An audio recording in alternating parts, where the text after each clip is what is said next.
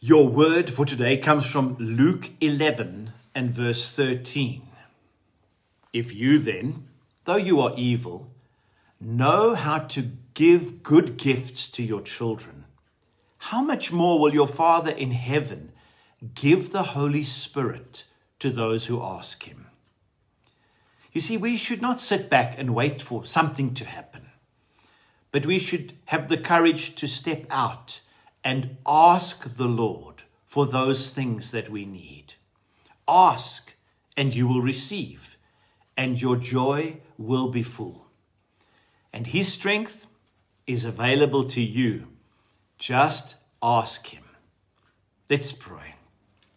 Lord, I come to you and I ask for your help and your strength and your guidance.